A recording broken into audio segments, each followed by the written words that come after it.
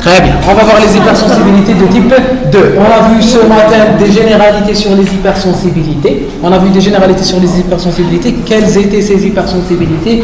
Quelle était une réaction excessive du système immunitaire? Quelle est une réaction auto-immune? Quelle est une réaction d'hypersensibilité? On a vu aussi les réactions d'hypersensibilité de type 1, les réactions d'hypersensibilité 1 ou anaphylaxie. On a vu quels étaient les différents médiateurs, quels étaient les LB impliqués, les immunoglobulines impliquées, les cellules impliquées, mastocytes, basophiles, eosinophiles, plaquettes et autres, quels étaient les médiateurs libérés, quels étaient les médiateurs préformés, quels étaient les médiateurs néoformés, quelle était l'implication de ces médiateurs dans l'apparition des signes cliniques et dans la physiopathologie biologique.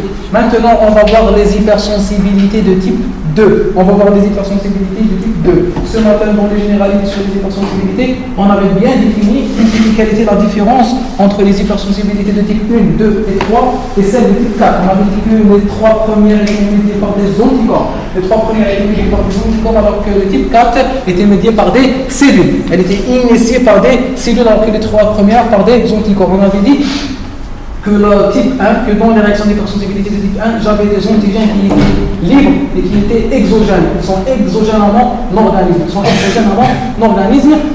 Alors que dans les hypersensibilités de type 2, j'ai des antigènes qui sont fixés à des cellules. Soit, maintenant on va commencer à entrer dans le détail, dans les antigènes qui initient la réaction d'hypersensibilité de type 2. Ces antigènes sont fixés sur des cellules. Mais cette fixation sur les cellules, elle peut être primitive ou elle peut être secondaire. C'est-à-dire que les molécules, les antigènes fixés sur les membranes, ils peuvent soit faire partie de la membrane, soit être absorbés à la membrane. Soit j'ai une molécule qui fait partie de la membrane plasmique, soit j'ai une molécule qui va se fixer sur la membrane plasmique. Soit j'ai une molécule qui fait partie de la membrane plasmique, soit j'ai une molécule qui va se fixer sur la membrane plasmique. Dans les deux situations, j'ai un antigène qui est fixé à la membrane plasmique, soit primitivement, soit secondairement. Dans les deux situations, cet antigène va déclencher une réaction de cytotoxicité, une réaction de destruction de la cellule. Et c'est cette destruction de la cellule qui est l'hypersensibilité, parce que justement, je ne veux pas détruire ma cellule, cette destruction est accidentelle. Très bien. Enchaînant. L'hypersensibilité de type 2 ou hypersensibilité cytotoxique est due à l'action des anticorps IgG ou IgM. Elle est due à l'action des anticorps. Première différence, les anticorps qui interviennent, ce sont des anticorps de type IgG ou IgM. Ce sont des anticorps de type IgG ou IgM. Et non pas IgE. Sur des cellules cibles portant l'antigène spécifique pouvant être un élément constitutif de la membrane ou une molécule adsorbée, comme je viens de dire. Soit c'est des éléments constitutifs, soit c'est un agent primitif qui fait partie de la membrane plasmique, soit c'est une molécule qui lui est absorbée. Très bien. 4 types de mécanismes médiés par les anticorps sont mobilisés au cours d'une réaction d'hypersensibilité de type 2. J'ai 4 phénomènes. On va voir que ces quatre phénomènes vont induire des dommages cellulaires. Ils vont induire une destruction cellulaire, des dommages cellulaires. Quels sont ces différents phénomènes? Nous avons d'abord la lyse par le système du complément. Vous savez très bien que le complément intervient dans la destruction cellulaire. Le complément est un ensemble de protéines sériques qui est représenté par plus de 40 protéines qui sont dans le cytoplasme. Qui sont dans le plasma sanguin, et ces différentes protéines, elles sont impliquées dans l'immunologie. Le système du complément constitue un pont entre l'immunité adaptative et l'immunité primitive. L'immunité innée et l'immunité adaptative. Vous savez très bien que l'activation du système du complément commence par des immunoglobulines. Il y aura une fixation de l'immunoglobuline sur son antigène. Cette fixation peut déclencher le système du complément. Nous n'allons pas refaire la cascade du système du complément. L'essentiel, il faut savoir que j'ai plusieurs voies qui peuvent déclencher l'action du complément. Parmi les voies qui déclenchent le complément, nous avons la voie la plus commune, c'est la voie classique. C'est la voie classique du complément. La voie classique du complément passe par plusieurs protéines jusqu'à arriver à un complexe qui commence par C5, jusqu'à passer à un complexe qui s'appelle le complexe d'attaque membranaire. Le complexe d'attaque membranaire est un ensemble de protéines qui vont créer un pore, au niveau de la membrane plasmique de la cellule cible, ou bien au niveau de la paroi de la cellule cible. Ce pore va créer par les phénomènes d'osmose un passage accru d'eau et d'électrolytes, et ce passage d'eau et d'électrolytes va faire en sorte qu'il y ait un choc osmotique et une destruction de la cellule. Donc je peux avoir une lyse par le système du complément. L'activation du complément peut détruire une cellule. L'activation du complément peut détruire une cellule. Si j'ai une cellule qui est ici et qui porte un antigène, cet antigène il peut se faire fixer par un anticorps, et que cet anticorps peut activer les différentes protéines du complément, que ces protéines du complément puissent activer le complexe d'attaque membranaire, il y aura un choc osmotique et une destruction de la cellule par le système du complément. Une cytotoxicité, c'est le premier phénomène, la destruction ou la lyse par le complément. Une cytotoxicité dépendante des anticorps ADCC. Une cytotoxicité dépendante des anticorps ADCC. Les anticorps ADCC sont des anticorps qui vont induire une destruction cellulaire. Qui fait partie du système inné, du système immunitaire inné, de l'immunité innée. Il va faire intervenir les NK, il va faire intervenir les NK. Oh, merci beaucoup.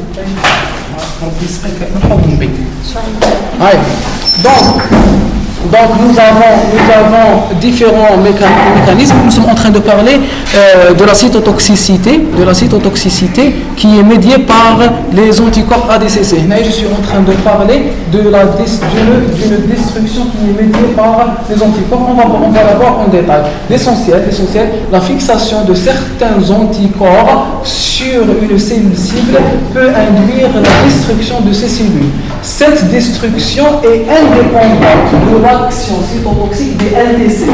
Il faut faire la différence entre l'ADCC et l'effet cytotoxique des LT cytotoxiques. Il faut faire la différence entre la lyse cellulaire par l'ADCC et la destruction par les LT cytotoxiques.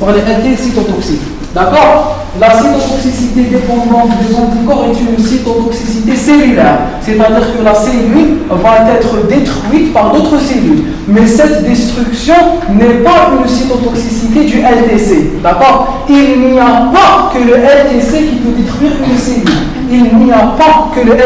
détruire une cellule. J'ai plusieurs phénomènes qui me permettent de détruire une cellule. Parmi eux, la destruction médiée par les anticorps. Très bien, une opsonisation. Troisièmement, une opsonisation. Donc jusque-là, qu'est-ce que j'ai vu? J'ai vu l'activation du complément qui va me détruire la cellule.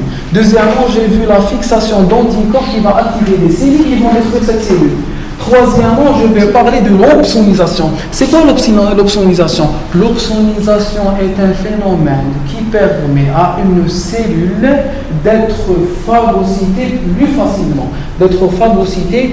facilement par fixation de molécules reconnues par le système immunitaire. On va vous donner un petit exemple. Supposons que j'ai une bactérie comme ça. Elle est ici, la bactérie. D'accord? Elle porte ses propres antigènes. D'accord? Et ici, j'ai le Pacman, j'ai le phagocyte. Donc, j'ai ici une bactérie et ici, j'ai un phagocyte. D'accord? Très bien. Il veut l'avaler, mais il ne reconnaît pas ses antigènes. Qu'est-ce qu'il va y avoir? Il y aura fixation sur cette bactérie de molécules de mon organisme. Parmi eux, les molécules du complément. Les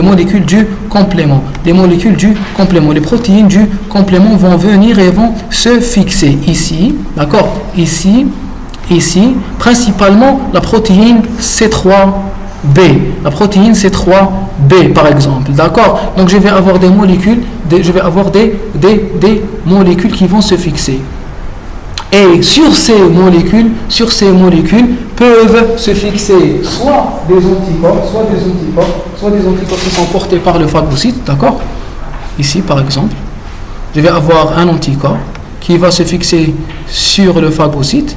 Et cet anticorps va reconnaître ces protéines du C3b, d'accord? Donc, je vais faciliter la reconnaissance de la bactérie par son phagocyte. L'essentiel, c'est... Mais des anticorps libres. Je peux avoir aussi des anticorps libres qui vont se fixer par leur région variable sur les antigènes et puis se fixer par le fragment FC sur le macrophage. Le plus important, c'est qu'il y a une fixation. Vous arrivez à voir. Le plus important, c'est qu'il y a une fixation de l'anticorps par son fragment FC. La phagocytose n'est pas spécifique. La phagocytose est un phénomène non spécifique. C'est pour cela que l'anticorps se fixe par son fragment FC sur la phagocyte pour qu'il facilite la phagocytose de la bactérie. Donc je peux avoir ce phénomène de facilitation, je l'appelle opsonisation. Opsonisation, c'est le fait de faciliter la reconnaissance de ce qui est non reconnaissable. J'ai une bactérie, je n'arrive pas à la reconnaître, je veux quand même la détruire par le système inné. Quel est le point de liaison entre le système immunitaire inné et le système immunitaire acquis ou adaptatif? C'est le complément et les anticorps. Donc le complément va se fixer sur la bactérie. En se fixant sur la bactérie, il va faire partie de la cellule. Ce sera des molécules absorbées sur la bactérie et j'aurai des anticorps qui arriveront à se fixer sur ce fragment du complément. Et ce fragment du complément, il peut se fixer soit sur un anticorps, soit qu'il y a un des récepteurs du complément. D'accord? Je peux avoir le fameux CR1 aussi. Vous connaissez le CR1? Le complement récepteur, qui est un des récepteurs du complément aussi, des récepteurs du complément. Les récepteurs du complément peuvent fixer le complément et en fixant le complément, ils arrivent à fixer la cellule phagocytique puis la phagocyté. L'essentiel, l'opsonisation, elle se fait soit par des anticorps, soit par des molécules du complément. L'opsonisation se fait soit par des anticorps, soit par des protéines du complément. C'est quoi son but? C'est de faciliter la reconnaissance de la bactérie ou de la cellule par le phagocyte et sa phagocytose. Très bien. Quatrièmement, un dysfonctionnement cellulaire dû à la fixation d'anticorps. Bon, certaines sources, certains auteurs, le quatrième type, ils le considèrent comme un type A part d'hypersensibilité. On suit notre cours, on va considérer que le type 4, fait partie de l'hypersensibilité de type 2 parce que ses caractéristiques sont les mêmes caractéristiques de l'hypersensibilité de type 2. C'est quoi le dysfonctionnement cellulaire dû à la fixation d'anticorps? Il n'y aura pas de destruction cellulaire. Il n'y aura par contre une modification de l'action de la cellule, une modification de la physiologie de la cellule. Une modification qui peut inhiber la cellule ou l'activer. Une modification qui peut soit inhiber la cellule, soit l'activer. Nous donnons bien sûr les deux fameux exemples de l'anticorps anti-acétylcholine, de la myasthenie, et l'anticorps anti-récepteur de la TSH, de la maladie de Basedow. Commençons par la maladie de Basedow. La maladie de Basedow est une hyperthyroïdie. C'est une hyperthyroïdie qui est due à l'augmentation de quoi?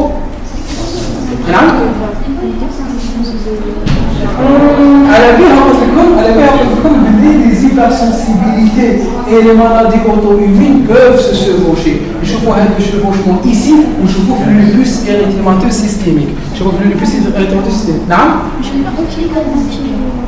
Oui. il y a des mécanismes différents, elle est considérée comme une hypersensibilité. Elle est aussi considérée comme une hypersensibilité. L'essentiel, j'ai des anticorps. Les anticorps, ils vont se fixer sur des récepteurs de la TSH. En se fixant sur les récepteurs de la TSH, ils vont activer les cellules thyroïdiennes à synthétiser beaucoup plus d'hormones thyroïdiennes. J'aurai une hyperthyroïdie qui n'est pas due à l'augmentation de la TSH, mais qui est due à l'augmentation d'anticorps qui peuvent se fixer sur le récepteur TSH. En se fixant sur les récepteurs TSH, ils vont les activer. Ce sont des activateurs, ce sont des anticorps activateurs. Dans la myasthénie, qui est aussi une maladie auto-immune, j'aurai des anticorps qui vont se fixer sur le récepteur d'acétylcholine, au niveau de la fameuse plaque motrice. Vous savez très bien qu'au niveau de la plaque motrice, j'ai une synapse mécanique. Au niveau de cette synapse, j'ai une communication entre la terminaison synaptique, entre la fibre nerveuse présynaptique et la fibre musculaire postsynaptique. Il y aura une sécrétion de l'acétylcholine, fixation de l'acétylcholine sur ces récepteurs postsynaptiques, et il va transformer le message chimique précellulaire en un message postcellulaire ou postsynaptique où il y aura un effet de contraction musculaire. L'essentiel, la contraction musculaire dépend de la fixation de l'acétylcholine sur son récepteur. Elle dépend de la fixation de l'acétylcholine sur son récepteur. Elle dépend de la fixation de l'acétylcholine sur son récepteur. La fixation de l'acétylcholine sur son récepteur peut être inhibé. Comment? J'ai des anticorps, des auto-anticorps, on les appelle parce qu'ils sont synthétisés par mon organisme, qui vont se fixer sur les récepteurs de l'acétylcholine. Cette fois, ces anticorps qui se fixent sur les récepteurs d'acétylcholine, ils ne vont pas activer le récepteur d'acétylcholine, mais ils vont l'inhiber. Ils vont l'inhiber et c'est des inhibiteurs compétitifs. C'est une inhibition compétitive. C'est-à-dire que les différents anticorps, en se fixant sur les récepteurs de l'acétylcholine, ils vont non seulement empêcher l'acétylcholine de se fixer sur son récepteur, mais aussi ils n'auront pas l'effet activateur, donc ils auront un effet inhibiteur et j'aurai une myasthénie qui est caractérisée par une faiblesse musculaire. Donc vous voyez que c'est des anticorps, que c'est une réaction immunitaire à médiation humorale qui a comme conséquence non pas la destruction de la cellule, il n'y a pas une destruction de la cellule thyroïdienne, il n'y a pas eu une destruction de la cellule musculaire, mais il y a eu une modification, il y a eu une altération de son fonctionnement. Donc j'ai 4 phénomènes. Les 3 premiers phénomènes sont ceux primordiaux. Le 4e phénomène, il est aussi considéré comme une réaction d'hypersensibilité de type 2, ou de type 5. Très bien. Donc nous avons 4 phénomènes. Les 4 phénomènes vont créer des dommages cellulaires. Les 4 phénomènes dépendent d'anticorps. Très bien. On va essayer de voir des exemples de chaque phénomène. Très bien. Est-ce que c'est clair jusque-là? Donc restons concentrés. Qu'est-ce que je suis en train de voir? On est en train d'aborder... Oh, pardon. Oh. Comment on fait pour agrandir? Très bien. Donc on est en train d'aborder l'hypersensibilité de type 2. Cette hypersensibilité de type 2, c'est une hypersensibilité qui va détruire des cellules. Elle a des caractéristiques. Quelles sont ces caractéristiques? Premièrement, elle est médiée par des anticorps. Deuxièmement, ces antigènes sont fixés. Ces antigènes sont fixés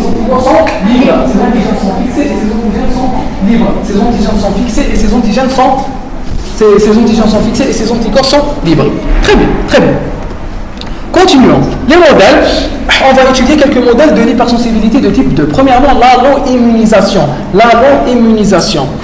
Dans cette allo-immunisation, nous allons voir plusieurs exemples. La maladie hémolytique du nouveau-né, les réactions post-transfusionnelles et les réponses post-greffe d'organes. Donc nous allons voir la maladie hémolytique du nouveau-né, les réactions post-transfusionnelles, c'est-à-dire les différents accidents qui sont dus à la transfusion, aux erreurs de transfusion de sang, et les réponses post-greffe d'organes. La greffe d'organes, vous vous souvenez de vos cours du 3e trimestre? On vous a dit que la greffe et le refus de greffe étaient principalement médiés par des réponses cellulaires. Le refus de la greffe, c'était des réponses cytotoxiques. Mais vous avez vu aussi, vous êtes censé savoir, vous avez vu dans mon cours que j'ai plusieurs types de refus de greffe. il y a ce qu'on appelle le refus hyper-aigu. Le refus hyper-aigu. Le refus hyper-aigu qui est dû à la revascularisation. Dès que je revascularise mon tissu, il y aura des manifestations de refus de grave. On va voir pourquoi. Donc ce refus hyper-aigu, il est en médiation humorale. Il y a une partie de mon refus de grave qui est en médiation humorale. Donc on va étudier les différents phénomènes. Allo-immunisation. C'est quoi une allo-immunisation? Une allo-immunisation est une réaction immunitaire contre des antigènes qui sont présents chez un individu qui est différent de moi et qui est de la même espèce. Qui est de la même espèce. Donc, vous et moi, si on s'échange de cellules, il y aura des allo-immunisations. Si on change d'espèce, on va parler de xéno-immunisation. Très bien, xéno-immunisation. Une cellule de singe va produire chez moi une xéno-immunisation. Une cellule d'un être humain va produire chez moi une allo-immunisation. Si je commence à réaliser une immunisation contre moi-même, c'est une auto-immunisation. Et c'est l'auto-immunisation qui définit une maladie auto-immune.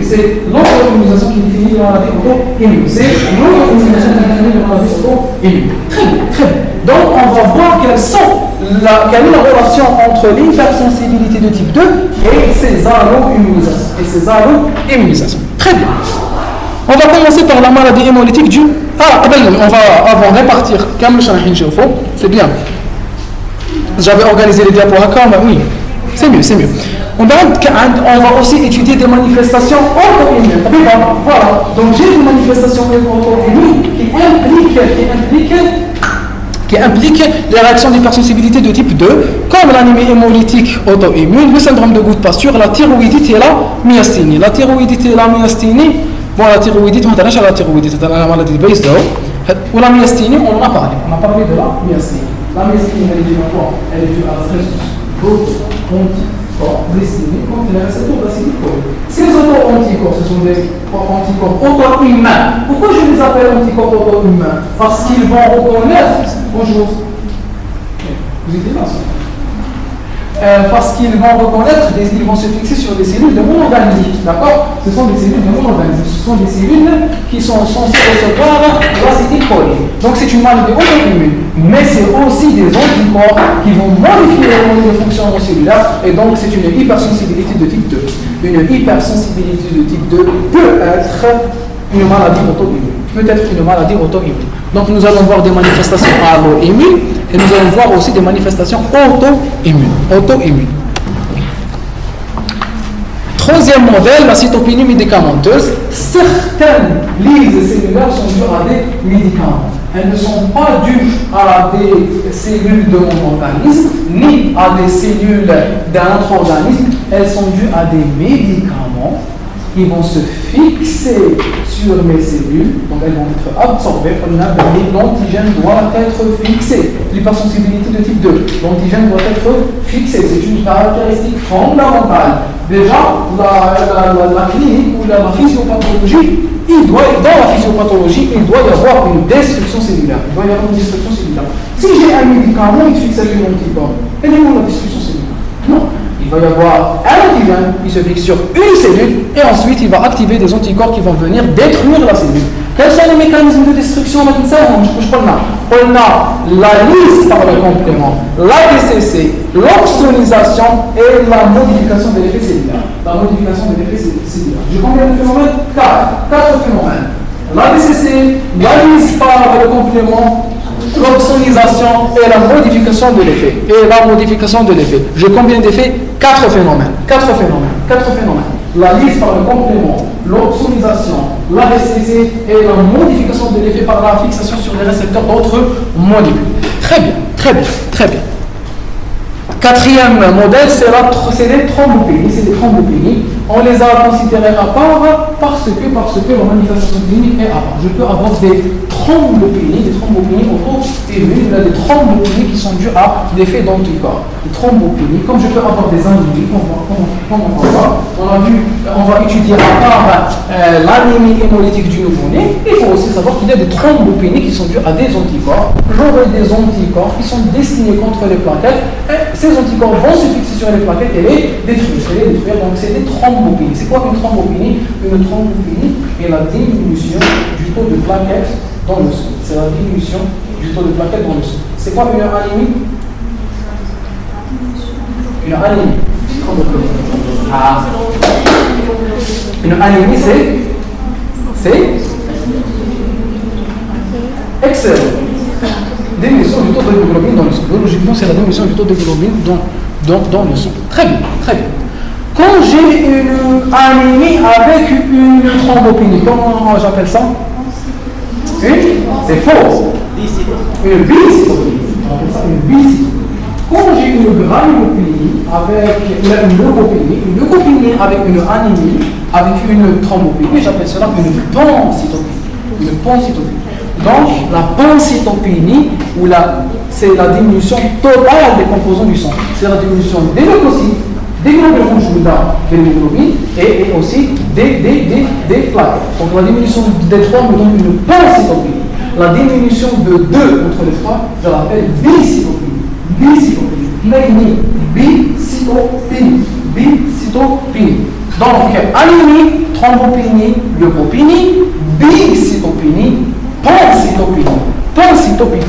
pancytopénie. Très bien. Quelques caractéristiques de mon phénomène, de ma réaction d'hypersensibilité de type 2, elle est médiée par des anticorps principalement IgG et IgM. Ici, on commence à faire la différence avec l'hypersensibilité de type 1 qui, elle, est médiée par les IgE. Des antigènes qui sont absorbés ou constitutifs, l'essentiel ils sont fixés. Les deux sont fixés, ils sont fixés à la membrane, ils sont fixés sur la membrane. يقدر يكون absorbé, يقدر يكون constitutif. Absorbé maintenant, c'est une nouvelle molécule qui vient se fixer. Constitutif, elle était déjà présente dans la cellule. Mécanisme effecteur, cytolyse, qu'on appelle opsonalisation, complément ou ADCC. Plus le quatrième phénomène qu'on avait cité. Il y a quelques généralités sur les effets destructeurs de mes différents phénomènes. Je vais commencer par l'ADCC. Les NK, les Natural Killers, reconnaissent toute cible recouverte d'IgG1 ou IgG3 par son récepteur CD16. CD16 qui est un récepteur du fragment FC. CD16 qui est un récepteur du fragment FC. Et la détruisent sans intervention du complément. Donc je peux avoir une NK, une cellule NK. La cellule NK, par son récepteur CD16, peut fixer le fragment FC. Le fragment FC, c'est le fragment FC d'une immunoglobuline. L'immunoglobuline, elle est fixée sur quoi? Elle est fixée sur une cellule et le NK va détruire la cellule. Donc j'ai deux cellules. Une cellule cible, elle est là. Elle va être détruite. D'accord? Donc, la cellule cible, elle possède des antigènes. D'accord? Ces antigènes vont être reconnus par des anticorps. D'accord? Ces anticorps ont un fragment FC. Ce fragment FC va être reconnu par un récepteur qui est appelé CD16. Ce CD16 est présent sur la membrane plasmique d'une cellule qui s'appelle NK. La NK est activée et elle va détruire la cellule cible. Elle va détruire la cellule cible. Donc c'est une destruction qui ne dépend pas du complément. C'est une destruction qui dépend seulement du CD16 et de l'immunoglobuline qui a reconnu son antigène sur la cellule cible. Oui. Pardon, très grande pause. Très bien. Donc, cette destruction cellulaire ADCC, elle ne dépend pas du complément, elle dépend seulement du NK, de son récepteur et de la cellule cible. Très bien. B réalise par le complément à travers un anticorps d'isotype IgM, IgG1 ou IgG3, comme vous avez vu dans le cours sur le complément. Il y aura activation de la voie classique, création d'un complexe d'attaque membranaire et une lyse cellulaire par le complément. Donc la DCC et le complément, c'est deux choses complètement différentes. C'est deux choses complètement différentes. Très bien. L'optionnisation par le C3B, vous vous souvenez du C3B, le complément principalement, le C3B va réaliser une optionnisation. Et C3BI, puis phagocytose par le macrophage, des dysfonctionnements cellulaires dus à la fixation d'anticorps. Très bien. Et aussi, voici un petit schéma. La DCC. Voici ma cellule cible. D'accord. Sur ma cellule cible vont être fixés des anticorps. Vous voyez, ça c'est un anticorps, ça c'est un anticorps, ça c'est un anticorps. Les anticorps vont être reçus par le CD16. Et puis il y aura une destruction par le 1K.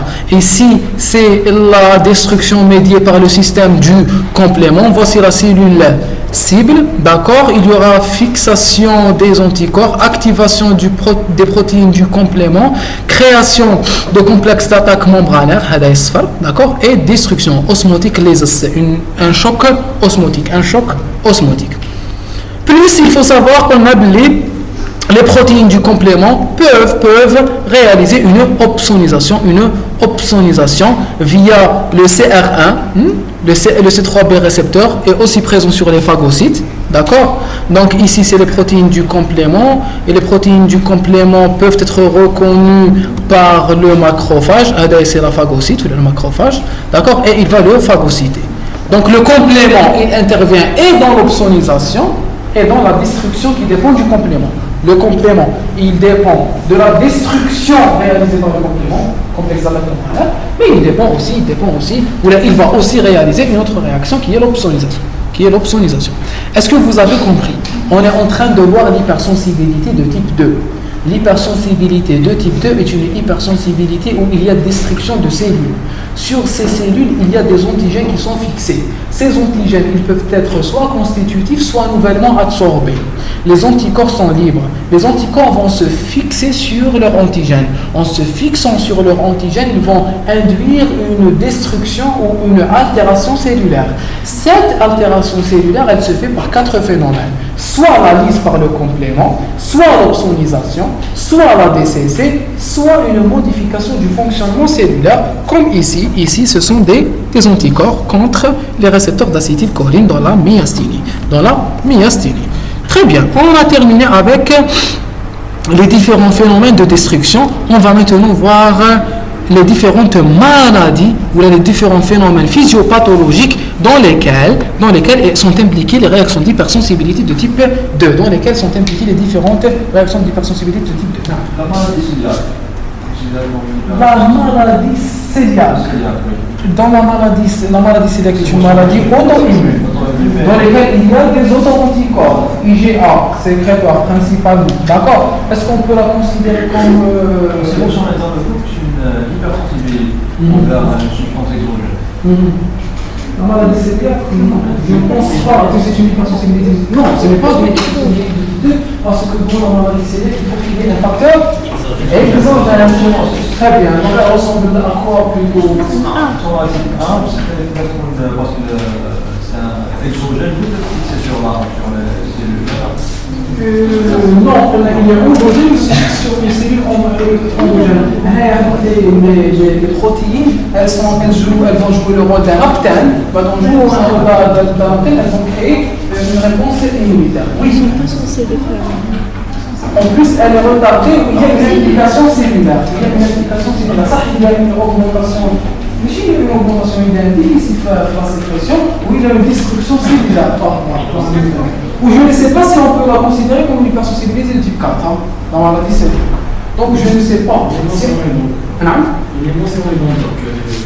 De type 4 la maladie cellulaire. Voilà, donc on a une hypersensibilité de type 4. La destruction des tissus intestinaux se fait par des cellules, où elle se fait après absorption de facteurs externes. Donc elle ressemble plutôt à la réaction à la tuberculose, etc. Donc elle ressemble à ça. C'est une hypersensibilité de type 4 puisque la destruction est similaire. J'ai oublié comment est réalisée la destruction, mais puisqu'elle est en médiation cellulaire, ce sera une hypersensibilité de type 4. D'accord? Très bien. On va voir quelques phénomènes. Nous allons commencer par l'auto-immunisation. Très bien. On va voir des phénomènes d'auto-immunisation. des phénomènes d'auto-immunisation, et on va voir aussi des thrombopiles. Très bien. On va commencer par l'allo-immunisation. Fait suite à l'introduction dans l'organisme d'un des allo-antigènes érythrocytaires ou leucocytaires, survient dans 3 circonstances.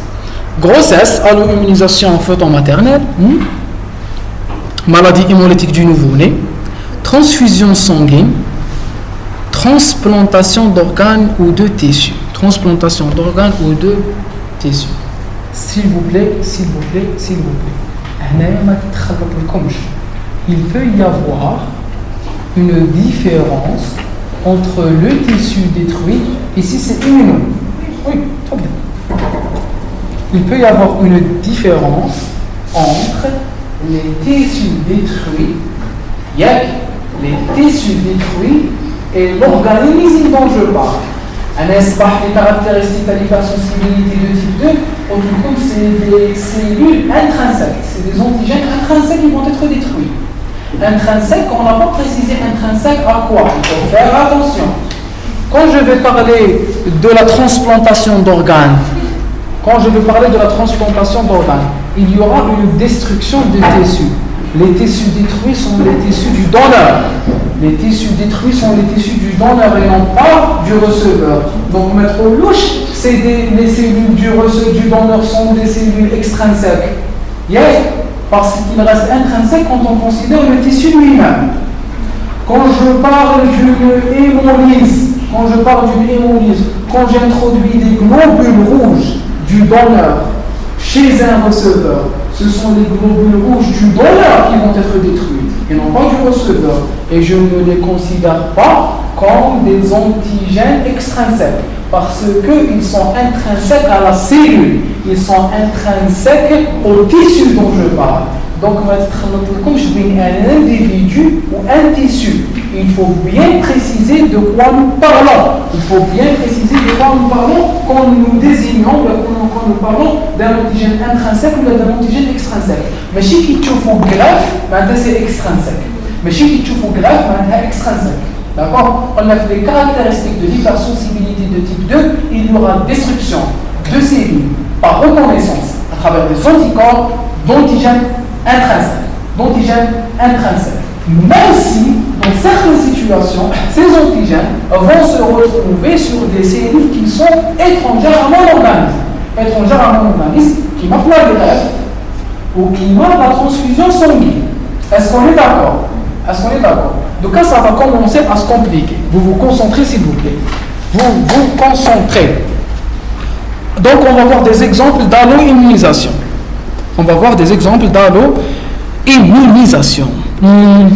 Qu'est-ce qu'on a cité? L'allo-immunisation fœto-maternelle. On va commencer par ça. L'allo-immunisation fœto-maternelle. J'ai 2 types d'incompatibilité fœto-maternelle. J'ai une incompatibilité Rhésus et une incompatibilité ABO. Je vais commencer par l'incompatibilité Rhésus. C'est quoi le Rhésus? Quand je parle d'une personne Rhésus positive, une personne qui est Rhésus positive est une personne qui porte sur ses globules rouges l'antigène D, principalement. Il y a plusieurs protéines du Rhésus. La principale protéine du Rhésus, c'est la protéine D. La principale protéine du Rhésus est une protéine D. Supposons que j'ai une femme qui est Rhésus négative. Ça veut dire que ces globules rouges ne possèdent pas à leur surface l'antigène D. Ça veut dire que ces globules rouges ne portent pas des antigènes B. Ils ne portent pas des antigènes D. Est-ce qu'on est d'accord? Supposons que je lui fais introduire des globules rouges qui contiennent l'antigène D. Elle va stimuler son système immunitaire et elle va considérer l'antigène D comme un corps étranger. Il va être reconnu, phagocyté, apprêté, et je vais synthétiser des immunoglobulines anti-IgD. Je vais synthétiser antigène D. Oui, merci. Antigène D. Anti-Rhésus. des anticorps anti-rhésus. Elle va synthétiser des anticorps anti-rhésus.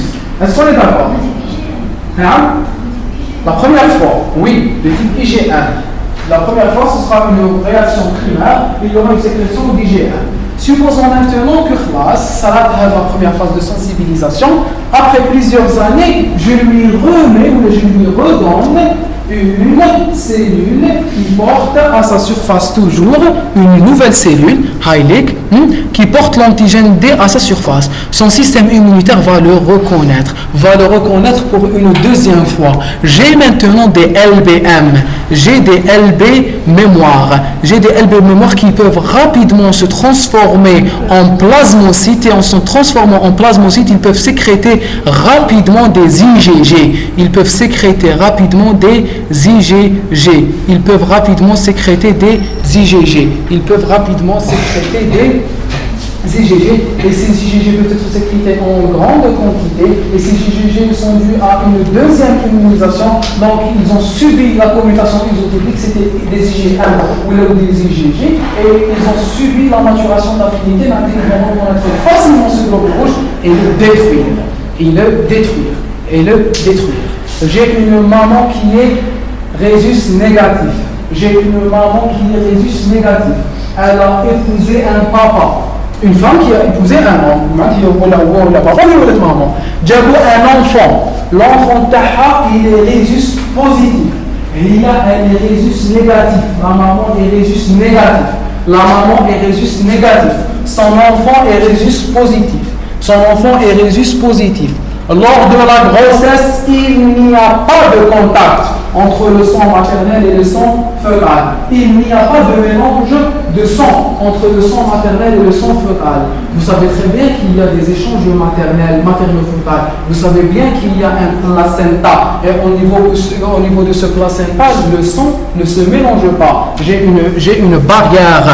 une barrière hémato-placentaire. Cette barrière placentaire, regardez ce qui va se passer au niveau de la barrière placentaire. Les globules rouges fœtaux et les globules rouges de la maman ne se mélangent pas. Chacun reste de son côté. On appelle ça une circulation hémocoriale. La circulation placentaire chez l'être humain est de type hémocorial. La circulation placentaire chez les êtres humains est de type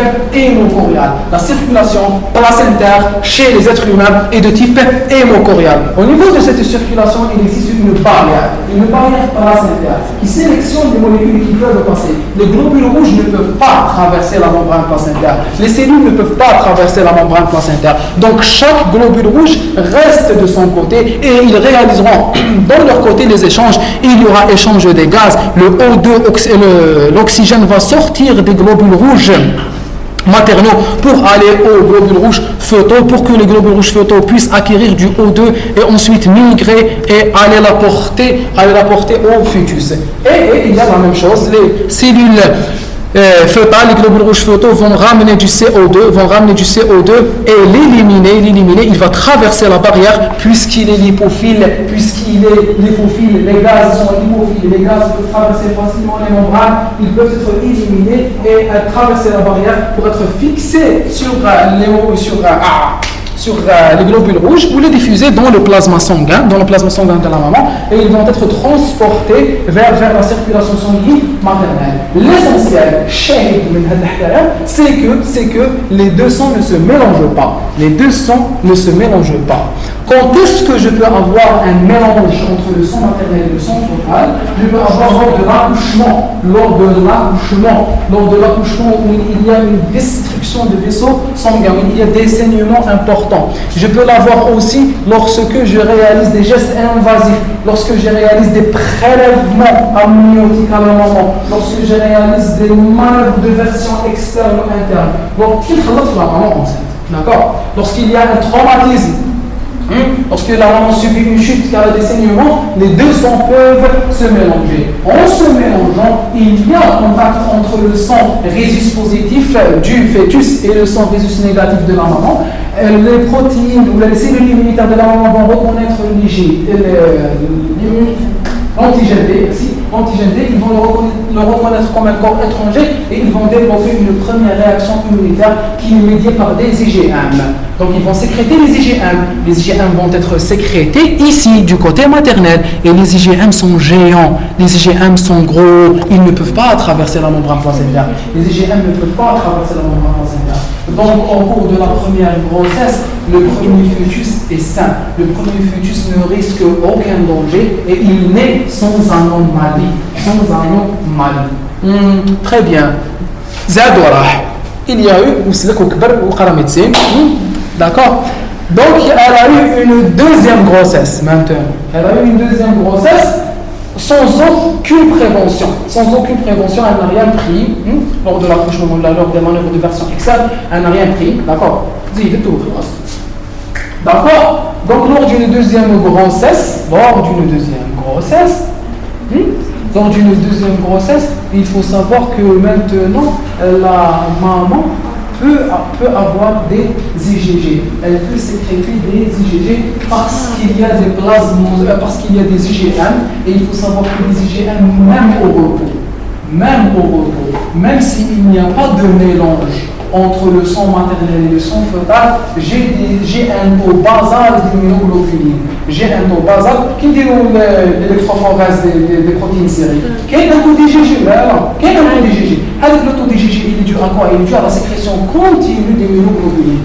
Donc il y aura une sécrétion continue d'IgG et les IgG vont passer. Ils passent surtout au troisième trimestre de la grossesse où il y a une dilatation des vaisseaux maternels et où la barrière fœtoplacentaire est réduite. Il faut savoir que la barrière fœtoplacentaire est constituée de 4 couches, des cellules mésenchymateuses, des cellules du cytotrophoblast, d'accord, des cellules endothéliales et du syncytiotrophoblaste. Donc, des cytotrophoblast, syncytiotrophoblaste, cellules mésenchymateuses ou cellules endothéliales. 4 couches au cours de la grossesse. Au cours du troisième trimestre, il y a une destruction de toutes les couches et il ne reste que le syncytiotrophoblaste et les cellules endothéliales. C'est-à-dire que la barrière photoplacentaire devient très fine. La barrière photoplacentaire devient très fine et les immunoglobulines peuvent passer. Donc des immunoglobulines peuvent passer de la maman à l'enfant, ou ces immunoglobulines qui reconnaissent l'antigène D vont se fixer sur l'antigène D et produire une cytolyse, une hémolyse, une destruction des globules rouges et les globules rouges du fœtus vont être détruits et il y aura une anémie chez l'enfant, une anémie chez le fœtus. Une anémie qui n'est pas très dangereuse. Parce que la bilirubine, il faut savoir que vous avez vu en sémiologie, en physiopathologie, la destruction du globule rouge va me donner de l'hème. Le métabolisme de l'hème va passer par la biliverdine, ensuite par la bilirubine, pour que la bilirubine soit métabolisée au niveau du foie, puis éliminée en dehors de l'organisme via la vésicule biliaire et les sécrétions biliaires. Le foie de mon fœtus n'est pas mature. Cette épuration de la bilirubine, elle est réalisée par la circulation maternelle. Donc au cours de la grossesse, il ne risque pas beaucoup. L'hémolyse n'est pas très dangereuse du côté bilirubine, pas du côté anémie, il y a le risque, d'accord. On peut même arriver jusqu'à réaliser des transfusions intra-utérines. Il faut donner du sang à ce fœtus. Parce qu'il y a une destruction accrue de ces globules rouges.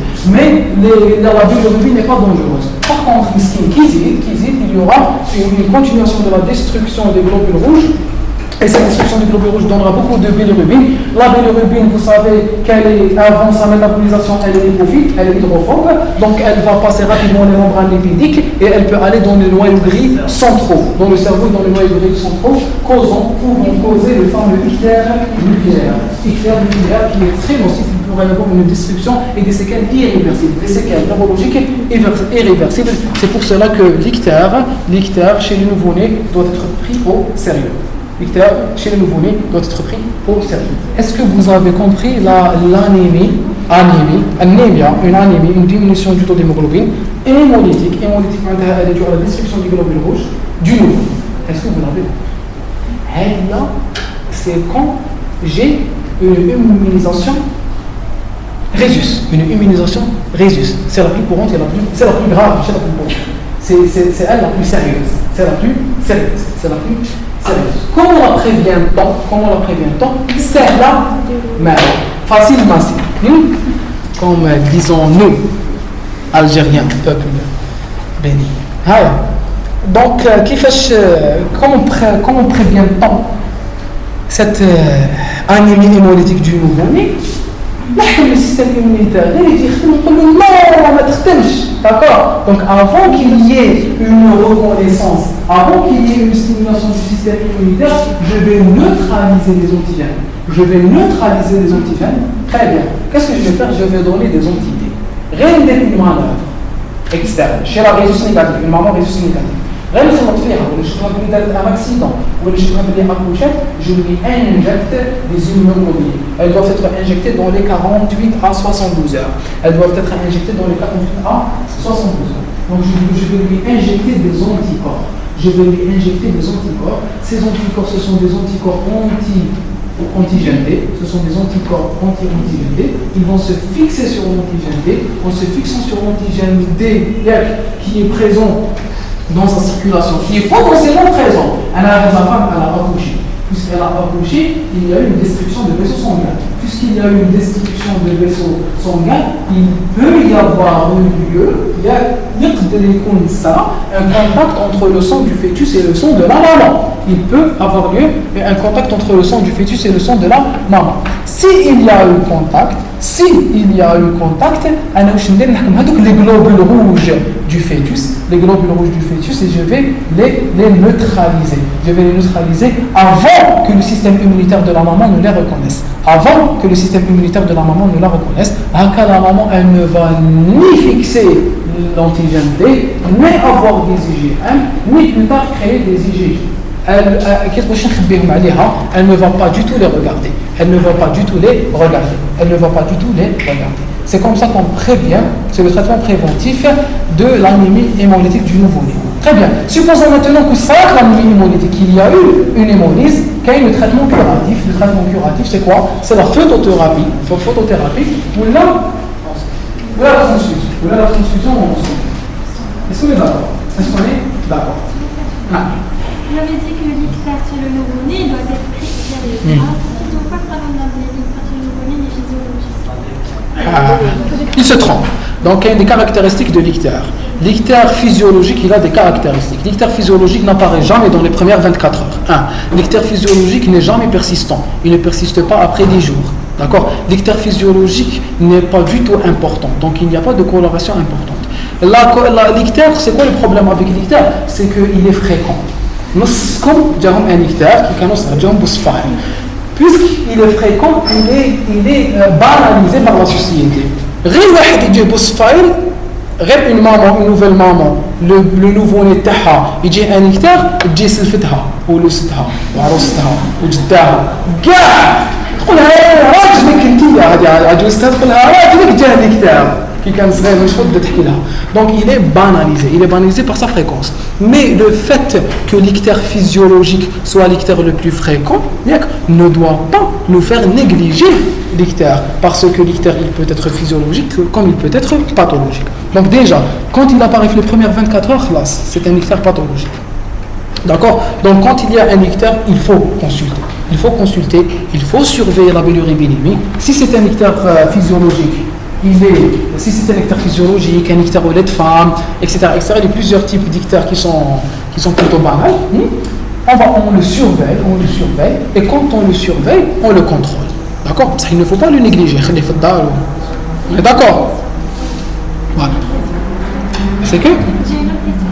Toutes Durant le premier contact, il y a des IgM, on passe pas la barrière photographie. Oui. Et la deuxième grossesse, on a des IgG. Pourquoi on peut avoir des IgG on a des IgG, il y a eu avec le contact. Le premier, il est des IgM. On a des IgM. On va dire que les IgM, elles sont produites par quoi? Elles ont été produites par des LB. les LB ils vont subir la maturation d'affinité et la commutation isotypique. Ça ou là, et lors du premier contact avec l'antigène, il y aura une maturation d'affinité et une commutation isotypique du LB. Mais le LB met des plasmocytes ou il met des LBM. Les LBM qui restent circulants dans la circulation maternelle, ils ont un taux basal. Ils ont un taux basal, comment ça s'appelle, les immunoglobulines. Donc il y a des IgG qui sont sécrétés en petite quantité, en continu. Est-ce qu'on est d'accord? Très bien. Ou s'il y a par malchance, un contact sanguin chez le deuxième fœtus, il y aura une augmentation accrue, il y a les globules rouges du deuxième fœtus. Si les globules rouges du deuxième fœtus entrent dans la circulation maternelle, il y aura une augmentation de la sécrétion des IgG, où les IgG vont entrer massivement dans la circulation du fœtus. Il y aura une destruction de ces globules rouges et une anémie sévère. Est-ce qu'on est d'accord? Avortement, plutôt mort fœtale unitaire. D'accord.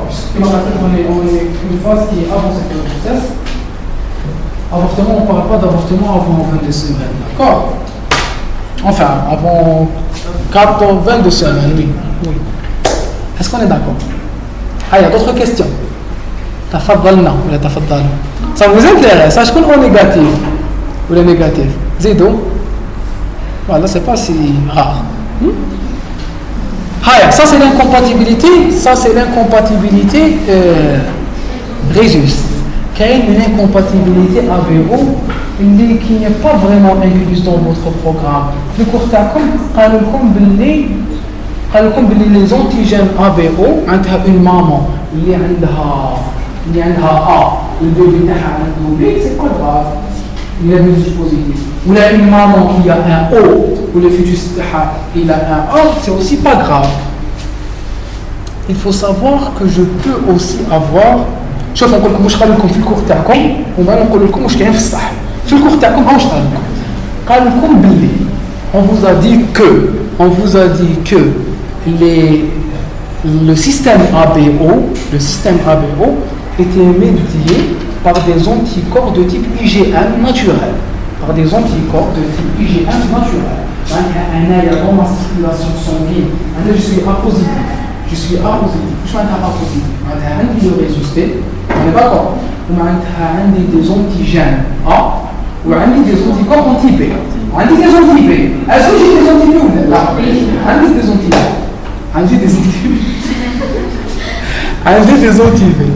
J'ai des anti-B dans ma circulation sanguine.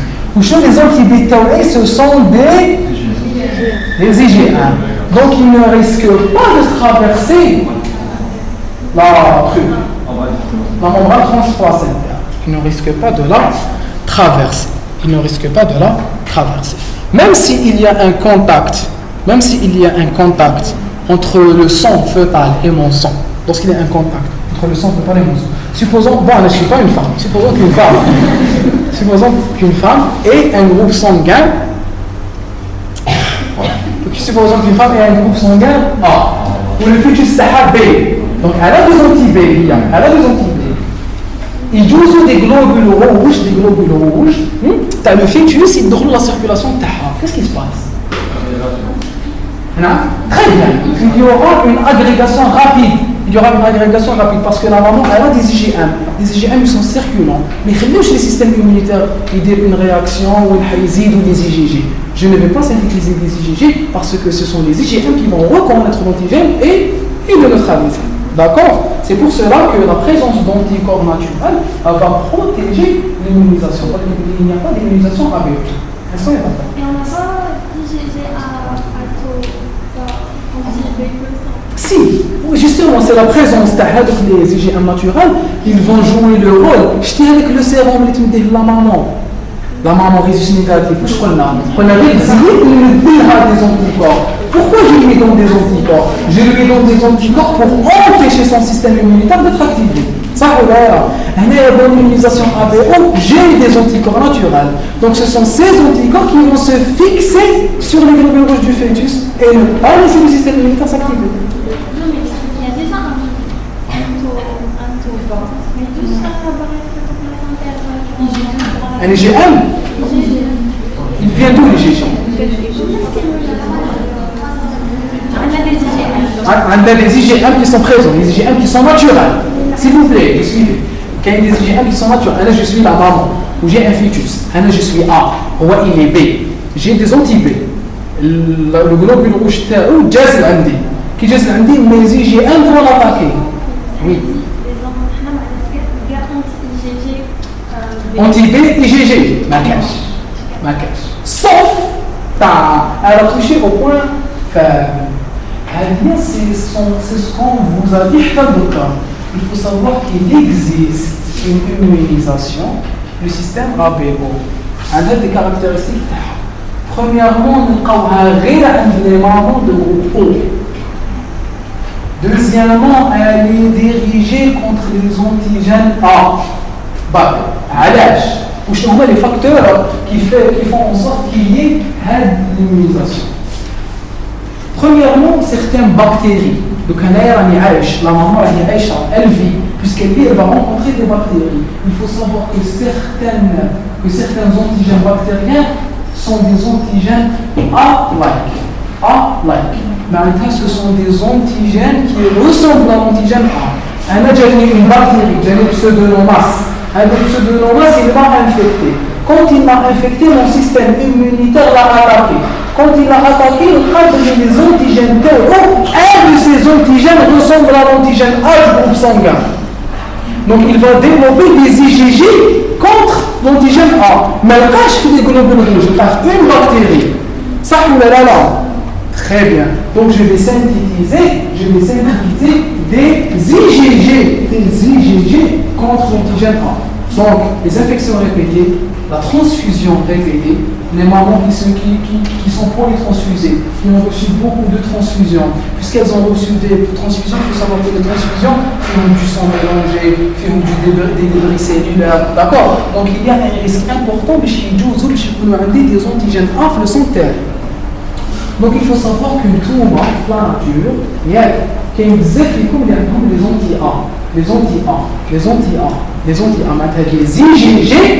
IgG contre l'A. On a remarqué que les IgG contre l'A étaient surtout présentes chez les mamans du groupe O. Le groupe O. On se concentre. Les mamans du groupe O, un antigène sur la surface. Les anti-A ou les anti-B. Les anti-A tellement les anti-B. Elle a dit qu'il y a un fœtus de groupe B, il n'y a pas de risque. Il y a un risque qu'il y a un fœtus de groupe A. Il y a un risque qu'il y a un fœtus de groupe A. Il y a un risque qu'il y a un fœtus de groupe A. Ça va très bien. Il y a un danger qui a un fœtus de groupe A. Très bien. Donc la question, je vais poser la question, je vais poser la question.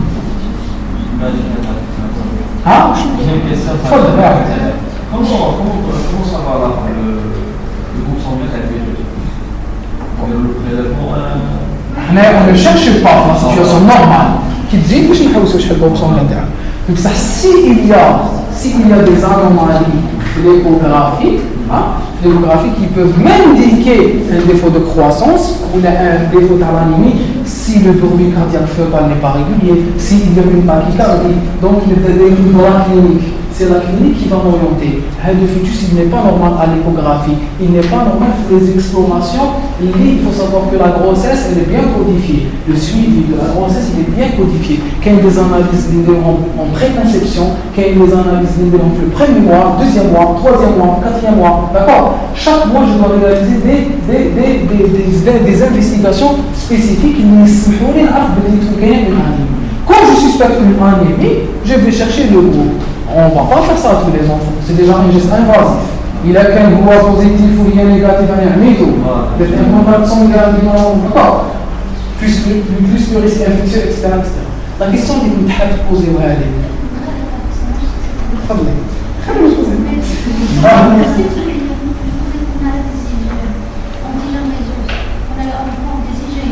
La surface par communication isotopique, on a des IgG. Voilà, le système nerveux, c'est pas la même chose. Maintenant, des IgG. Parce que le système, parce que le résisté. Est-ce que la question que je vous pose, est-ce que, Tia, Doka, si vous étiez résus négatif, est-ce que vous avez des antigènes naturels? Vous n'avez pas. Donc vous ne développerez pas est-ce que vous avez des IgA naturels? Donc qui dit que l'antigène, vous développerez une réaction immunitaire. Hein? Et j'aime pas ça, il faut savoir que rien que ça, la réaction immunitaire secondaire, pourquoi elle est rapide? Parce que les plasmocytes existent déjà, parce que les LVN existent déjà. La question qu'il faut se poser, à l'âge, le groupe A, le système ABO, maintenant c'est une réaction secondaire. C'est parce qu'il y a des anticorps qui sont déjà présents. Qui connaît des anticorps déjà présents, mais la cellule de l'antigène. Tant qu'il n'y a pas de contact entre la cellule et l'antigène, il n'y a pas d'activation du système immunitaire. Est-ce que vous avez compris? Très bien. La question que je voulais que vous me posiez, à les mamans de groupe B, maintenant les anti-A, à une réaction d'immunisation contre le système A. C'est parce que le taux d'anti-A, c'est un détail, oubliez-le plus tard. Ça peut être votre avenir. C'est parce que les mamans de groupe B, il y a des anti-A, mais l'anti-A présent chez la maman de groupe B est de faible quantité. Il est incapable de réaliser des analyses importantes. Elle a une maladie hémolytique importante.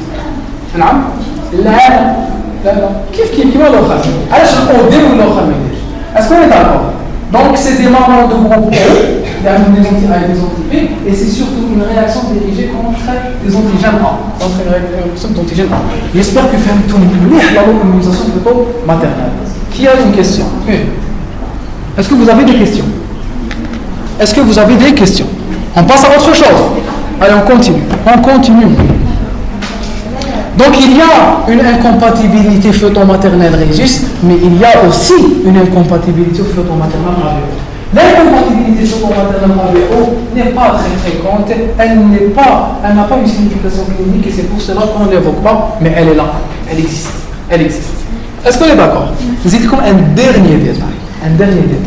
Puisque confirme la physiopathologie, c'est l'incompatibilité ABO. On rôle, puisqu'on est des cliniciens, il faut toujours commencer par la clinique. On rôle l'anémie hémolytique ou le dictaire du nouveau-né qui connaît une immunisation ABO, le premier fœtus. Le chiquima, l'immunité Rhésus. L'immunisation Rhésus, le deuxième fœtus. Ça, alors l'immunisation ABO, elle peut survenir chez le premier enfant. Elle peut survenir chez le premier enfant. Un autre détail, le test de Coombs, l'incompatibilité Rhésus, le test de Coombs est positif. L'incompatibilité ABO, le test de Coombs est souvent négatif. Parce que justement le taux d'anticorps est faible. Le taux d'anticorps est plus faible. Est-ce que c'est clair? Pour l'incompatibilité Rhésus et l'incompatibilité ABO. J'espère que vous avez pu me suivre un peu, sinon vous allez réécouter. Il fallait que je décide, j'espère que c'est ancré dans votre tête. J'espère sincèrement. La partie, on ne l'avait pas abordée, la première version à l'abrégé. La deuxième version, elle va être abordée. Allez, on continue.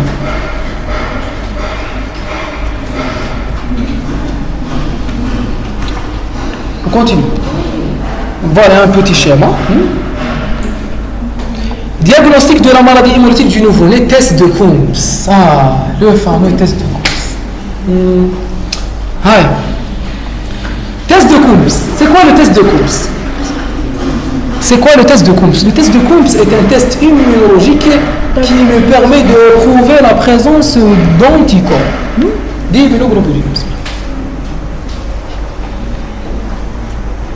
J'ai deux types de tests de Coombs. J'ai un test de Coombs direct et un test de Coombs indirect. J'ai un test de Coombs direct et un test de Coombs indirect. Ne lisez pas. Test de Coombs direct et test de Coombs indirect. Qu'est-ce qui va se passer dans le test de Coombs?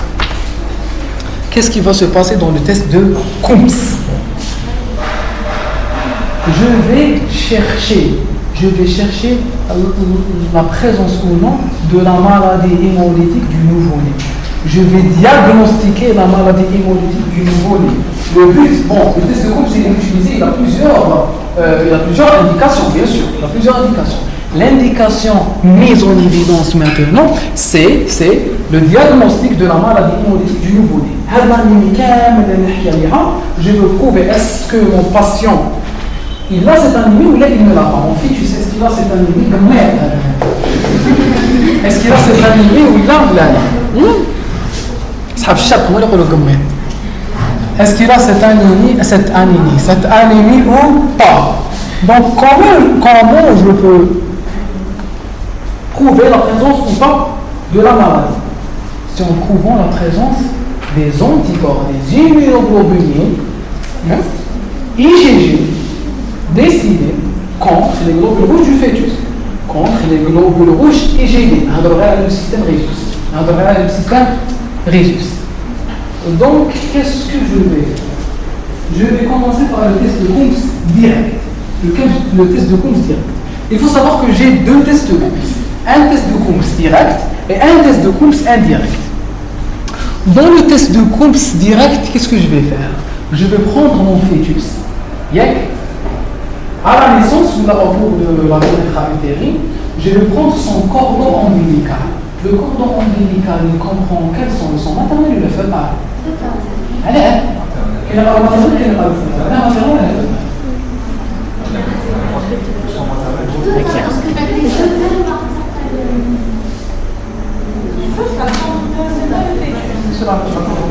Le cordon ombilical, il dit quoi à toi? La placenta fœtus. Très bien, il y a le placenta. عندي فيتوس مع خارج من الكوردون ombilical. Le cordon ombilical laisse le placenta. Le placenta laisse le placenta, son rôle c'est de séparer, mais de permettre la communication entre le sang fœtal et le sang maternel. وقلنا رسمت لكم قبل هذاك لو شيما وليت لكم بلي لو sang maternel et le sang fœtal ne communiquent pas. وهذيك لا باريير جايه في البلاسينتا. Donc le placenta là, non, le placenta, il est ici. Donc, puisque la barrière elle est ici, le sang qui est ici, il est fœtal. Ça, là. Donc le sang du cordon ombilical, c'est du sang fœtal. C'est du sang fœtal. Très bien, là je m'en le fœtus, ramener, le cordon ombilical et je vais enlever du sang. Je vais prendre du sang fœtal à partir du cordon ombilical. Je vais prendre du sang fœtal à partir du cordon ombilical. Ce sang fœtal, واش نديرو كاين واحد البرانسيب في التيست دو كومبس اسمه دي كومبس رياجنت. هذا الكومبس رياجنت هو العامل السحري تاعك، سي لو فاكتور ماجيك تاعك que je vais utiliser. C'est quoi le كومبس رياجنت? C'est un anticorps, c'est une immunoglobuline. C'est un anticorps dirigé contre les anti-D. Donc c'est un anti-anticorps. C'est un anti-anticorps. C'est un anti-anticorps. Sa couleur est jaune. Fais la somme des routes, mais sa couleur est jaune. C'est quoi le but de l'utilisation de cet anticorps? Je suis en train de chercher la présence d'un anticorps anti-D. Je suis en train de chercher d'un anticorps anti-D qui est déjà fixé sur le globule rouge.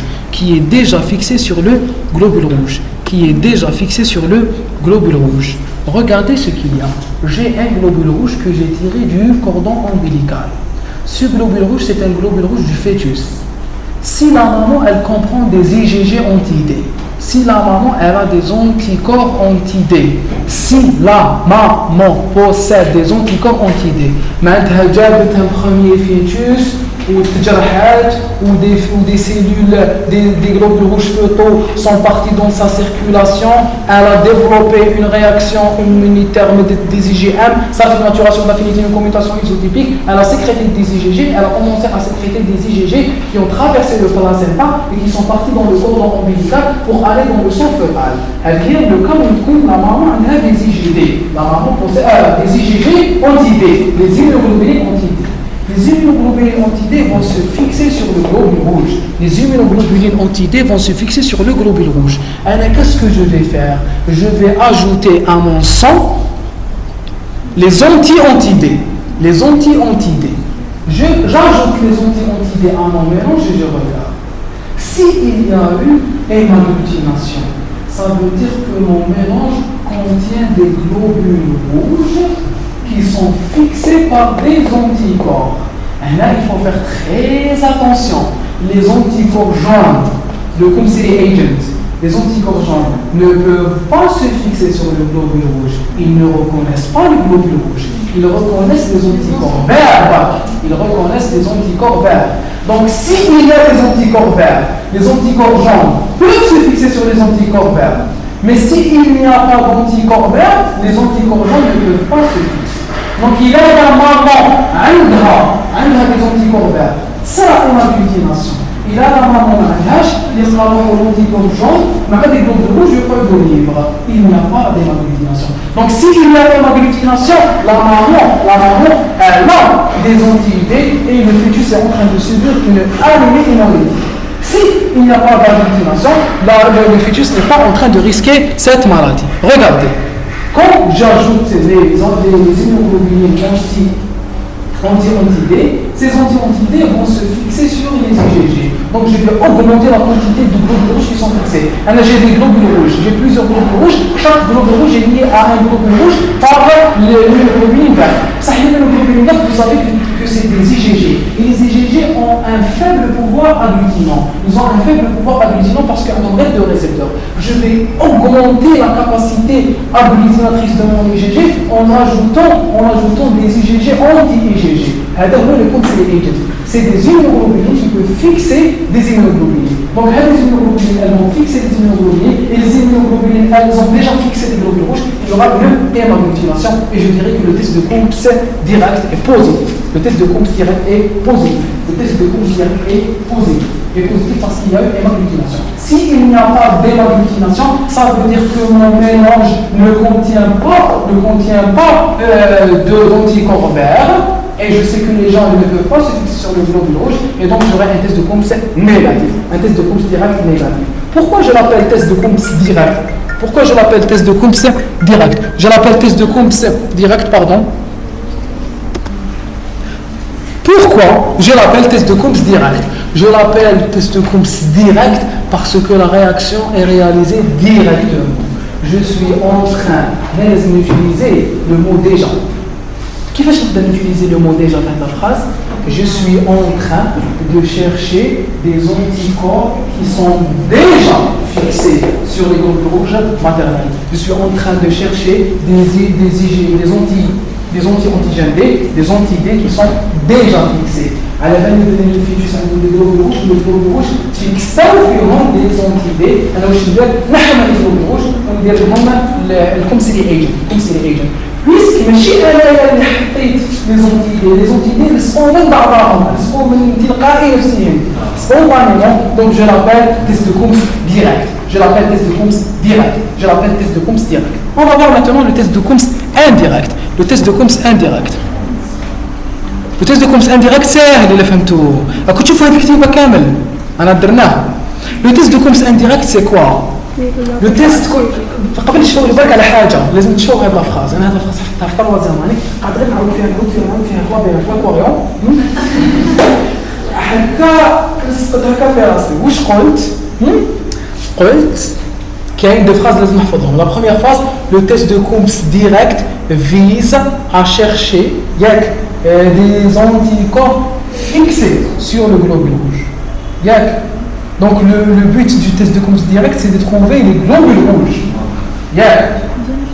Dans le test de Coombs indirect, je vais chercher, ou là je veux prouver la présence d'anticorps dans le sérum maternel. Le but du test de Coombs direct, c'est de prouver la présence de globules rouges sensibilisés. Globules rouges sensibilisés, maintenant des globules rouges qui ont...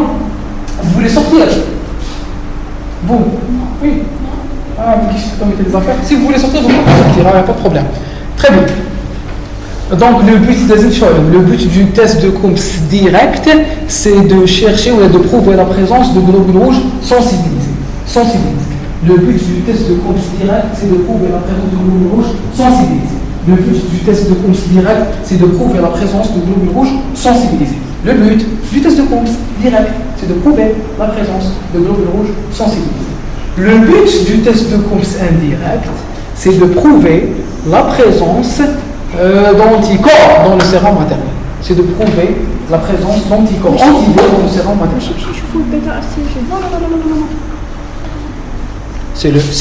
C'est de trouver les anticorps anti-D.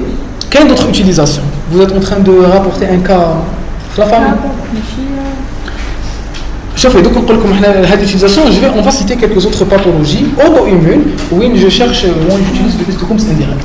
Le test de Coombs indirect كيف هنا je suis en train de l'utiliser, attention ما تبحروش, je suis toujours en train de l'utiliser dans la maladie immunitaire du nouveau-né. نقدر ندير test de Coombs direct, نقدر ندير test de Coombs indirect. Donc le but du test de Coombs indirect, c'est de prouver la présence des anti-D dans le sérum maternel. Le but du test de Coombs indirect, c'est de prouver la présence d'anticorps dans le sérum maternel. Pour être sûr que ces anticorps diaoment le sérum par la maman, regardez ce que je vais faire. Je vais prendre des globules rouges de lapin, de gléna, de mouton, de وشحبيتو. ماشي معليش ندير تاع ان اتر هيومان ياك صح ماشي تاع لو فيتوس نجيب دي غلوبول روج اترونجي ما عندهم حتى علاقه مع لو فيتوس اسكو هذا وشنو سي دي زونتيكور سي دي غلوبول روج ديبوزيت معناتها il porte l'antigène D نحكم دي غلوبول روج وين je sais je suis sûr de les il porte l'antigène D. Est-ce qu'on est d'accord? Je prends le sérum de la maman. Donc tu vois le sérum asfar, c'est du sang, sans globules rouges, sans cellules. Je prends le sérum de la maman. Dès la centrifugation, نحرر le plasma. Je prends le plasma de la maman. Je mélange. Je prends des globules rouges d'un autre individu différent du fœtus. Est-ce qu'on est d'accord? Est-ce qu'on est d'accord? Je lui mélange le sérum de la maman. Après, ce nouveau liquide, ce nouveau mélange, je lui rajoute le Coombs reagent.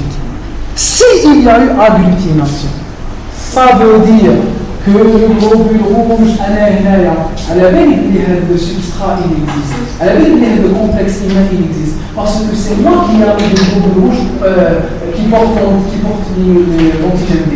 J'ai mis des globules rouges qui portent l'antigène D.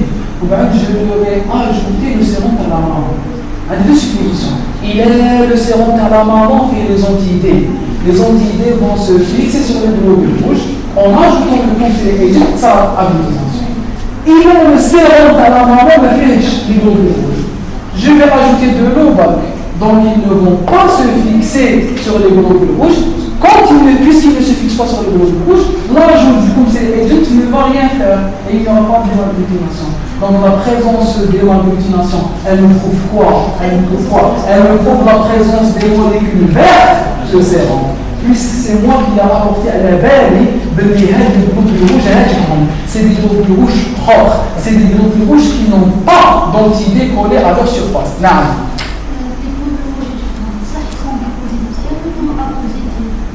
Oui. زيدي le Coombs reagent.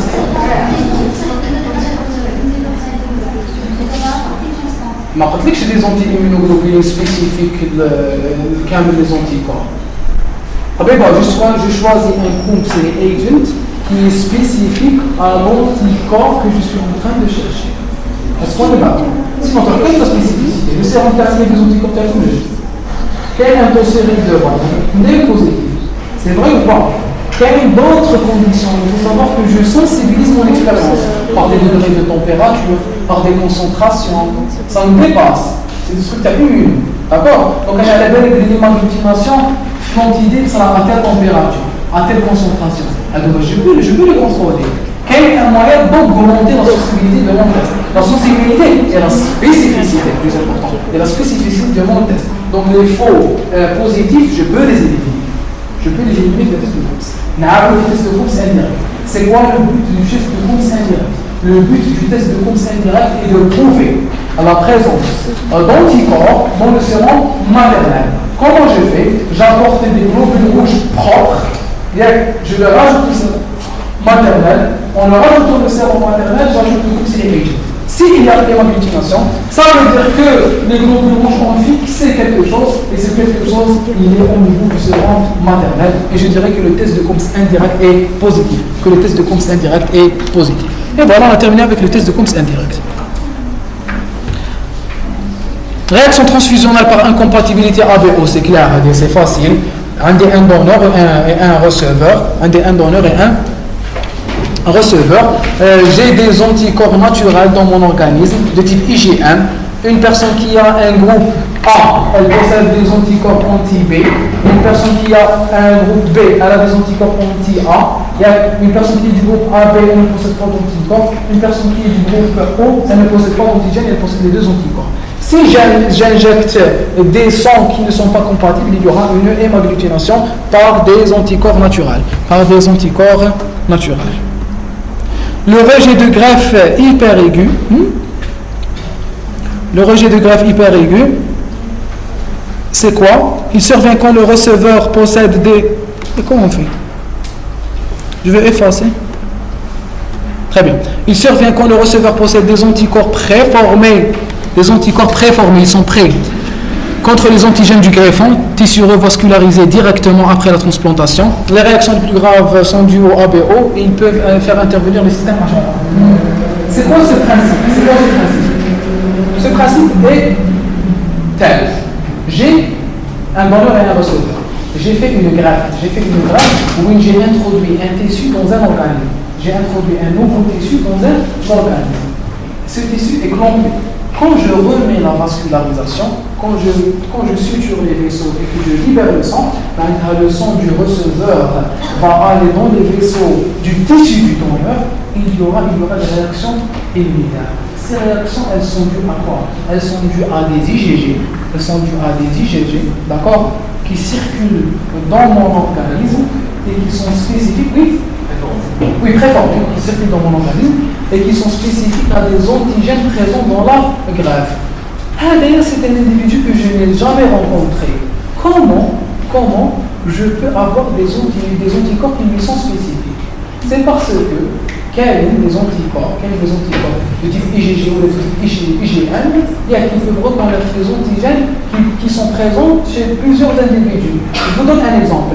Les cellules rénales, les cellules endothéliales rénales, elles portent des antigènes ABO. Les antigènes ABO ne sont pas spécifiques aux groupes sanguins, aux hématies. Le système ABO, les antigènes ABO ne sont pas spécifiques aux cellules sanguines. Le système ABO n'est pas spécifique aux érythrocytes. Certaines cellules, par exemple les cellules endothéliales du rein, elles portent des antigènes B. Donc, des antigènes A. Supposons qu'un ayant, moi et mon receveur et mon donneur, nous ne sommes pas compatibles dans nos groupes sanguins. J'ai des anti-B. Il y a un greffon. Car le rein, il est vidé de sang, mais fait chez dedans. Donc ça, il contient des cellules rénales. Ces cellules rénales, elles portent des antigènes B. Je vais les attaquer, je vais tuer le greffon. Le rejet de greffe, est-ce qu'il dépend des cellules? Non, il dépend d'anticorps. C'est une réaction humorale. C'est pour cela qu'on appelle la phase hyperaiguë. Hyperaiguë, maintenant, elle est très rapide. Je remets la vascularisation, il y aura libération des anticorps et destruction de ce tissu. Il y aura une nécrose tissulaire. Très bien. Les antigènes, ce sont des antigènes du système ABO et des antigènes du système HLA. Très bien, on va attaquer des méthodes pour prévenir le refus de greffe par le fameux cross-match. Oui, je teste, je mets des cellules immunitaires du receveur avec des cellules du greffon vers le donneur pour voir s'il y a une réaction immunitaire. Ok, aussi des tests pré-transfusionnels où il a des ABO, des systèmes sanguins compatibles, des groupes sanguins compatibles. C'est un rejet à médiation principalement humorale, le rejet hyper aigu. Il s'explique par l'existence chez le récepteur d'anticorps circulants de classe IgG, préformés dirigés contre les antigènes, HLA1 par exemple. Activation du complément. L'activation du complément va non seulement détruire les cellules via le complexe d'attaque membranaire, mais elle va aussi jouer le rôle d'anaphylotoxine. Et les anaphylatoxines vont attirer beaucoup de cellules. Les anaphylatoxines vont attirer beaucoup de cellules. Les anaphylatoxines vont attirer beaucoup de cellules. Les anticorps naturels de type IgM dirigés contre les antigènes du groupe sanguin ABO peuvent également être responsables d'un rejet hyperaigu. Les cellules endothéliales rénales peuvent porter des antigènes ABO. Si elles portent des antigènes ABO et qu'il y a une incompatibilité sanguine, il y aura attaque de ces cellules.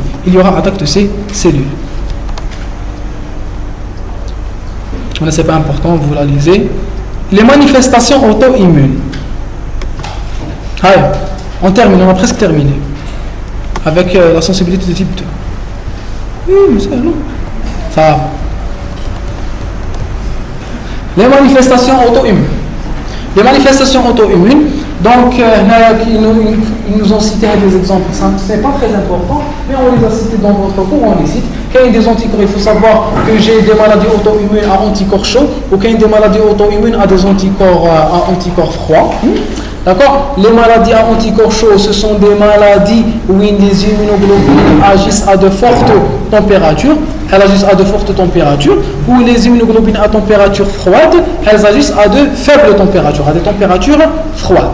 Très bien. Les maladies auto-immunes à anticorps froids, elles agissent surtout dans les tissus périphériques. Où la température est basse.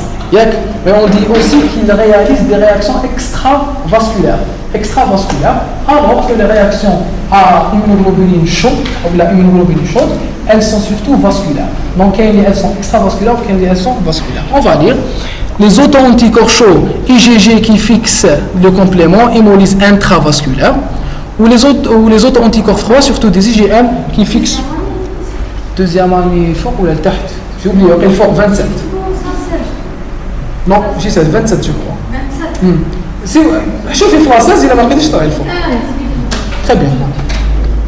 Très bien. Vous avez le deuxième année de anatomie. Donc, les auto-anticorps froids, surtout des IgM qui fixent fortement le complément hémolyse extravasculaire due à l'exposition des capillaires cutanés au froid. C'est des caractéristiques qui on ne sait jamais le QCM. Essentiellement, on est en train de vous parler de certaines maladies auto-immunes. Ces maladies auto-immunes sont médiées par des anticorps. J'ai deux types d'anticorps, les anticorps chauds et les anticorps froids. Anticorps chauds à l'aide de la température. Ces anticorps sont actifs dans la température élevée. La température élevée, on va décrire les vaisseaux. Ou quand les anticorps froids, ils sont actifs lorsque la température est basse. Ou la température basse, nous parlons à l'extérieur des vaisseaux. Qui va le phénomène de Raynaud. Le phénomène de Raynaud qui se manifeste lorsque la température est basse, qui s'aggrave lorsque la température s'abaisse. Très bien. Rapidement. Les anémies hémolytiques auto-immunes se distribuent en trois catégories: anticorps chauds, anticorps froids et hémolysine biphasique. Les anticorps chauds, ils traitent la température chaude. Les anticorps froids travaillent à anticorps température froide. Ou qu'il y a les hémolysines biphasiques. Elles se fixent à froid et elles détruisent à chaud. Elles se fixent à froid en périphérie et elles détruisent à chaud. On les appelle hémolysines. C'est des anticorps qui vont être responsables de la destruction du globule rouge. Donc ils vont être responsables d'hémolyse. On les appelle hémolysines. Très bien. Le syndrome de Goutte-Pasture qui est une autre maladie auto-immune au cours de laquelle j'ai des manifestations pulmonaires et des manifestations rénales. J'ai des néphrites. D'accord? Des anti-GBM. GBM, c'est la membrane basale glomérulaire. Vous savez très bien, vous avez vu en anatomie, vous avez vu en physiologie que le néphron est le principal constituant fonctionnel et constitutif du rein, que le néphron était constitué d'un glomérule et d'un tubule et de vasa rectale. Le glomérule, c'est la partie vasculaire au niveau de laquelle est réalisée la filtration. Le glomérule est un ensemble de vaisseaux sanguins et chaque vaisseau sanguin contient plusieurs couches. Mais l'une des couches, la couche la plus inférieure, la plus interne, c'est la membrane basale. Donc cette membrane basale glomérulaire, c'était le site c'est elle qui est atteinte par les anticorps. Des anti-GBM antibodies attaquent des alvéoli and glomeruli basement membranes. Donc j'ai des anticorps qui vont attaquer les alvéoles, les cellules des alvéoles et les cellules de la membrane basale et me réaliser des destructions. Très bien, très bien. C'est ce qu'il faut savoir. La clinique c'est des néphrites avec des manifestations pulmonaires, des hémorragies pulmonaires. Anémie hémolytique induite par des médicaments, c'est simple. Certains médicaments, quand je les consomme, ils vont aller se fixer sur les globules rouges. Quand ils se fixent sur des globules rouges, ils vont être reconnus par des anticorps. Les anticorps vont se fixer sur ces médicaments, fixés sur les globules rouges. Ils vont activer la destruction du globule rouge par les différents trois phénomènes. La BCC, la lyse par le complément et l'opsonisation. L'essentiel ici, c'est le médicament qui a provoqué la destruction. Le diagnostic des phénomènes de type 2, démontrer la fixation de l'anticorps ou des facteurs du complément, soit par une technique d'immunofluorescence, d'accord, soit par un test fonctionnel. Les tests d'immunofluorescence, quand j'ai un anticorps précis en tête, je suis en train de le chercher, ou là un test fonctionnel qui est le cross-match. Le cross-match qu'on réalise en pré-greffe pour savoir s'il y a une incompatibilité HLA, d'accord, et le fameux test de Coombs qu'on vient d'expliquer. Le test de Coombs, il est en train de me prouver la présence d'une hypersensibilité de type 2, on est d'accord, puisqu'il m'a prouvé la présence d'un anticorps fixé sur une cellule. Donc le test de Coombs, c'est un moyen d'investigation, c'est pas un moyen pédagogique pour qu'il y ait un travail fait battre. Il faut savoir que plus tard, vous, ma cache un bilan fait test de Coombs. Ma cache. Ben là, vous êtes excellent. La test de Coombs, c'est ça. Vous allez en rencontrer très prochainement. Le dossier par les malades, vous allez retrouver plein de tests de Coombs. Médecine interne, rhumato, pédiatrie, etc. Très bien, on a terminé avec l'hypersensibilité de type 2. Alors, on a la conclusion, c'est ce qu'on va faire à l'avenir. Les anticorps cytotoxiques sont de plus en plus utilisés dans diverses applications thérapeutiques. Ils induisent la mort cellulaire en tant que procédé basé sur les mécanismes d'hypersensibilité de type 2. Ces anticorps agissent en bloquant les voies de signalisation intervenant dans la pathogénie de la maladie, comme les anticorps anti-CD4, les anticorps anti-CD20 qu'on utilise déjà dans plusieurs maladies auto-immunes. Quand j'ai une maladie auto-immune, la médiation humorale, quand j'ai une maladie auto-immune, j'ai une hyperactivation des LB, je vais inhiber les LB, comme en cours de la polyactivation, etc. Oui, je vais inhiber le système immunitaire pour diminuer cet excès de fonctionnement. Très bien, on a terminé avec ce cours.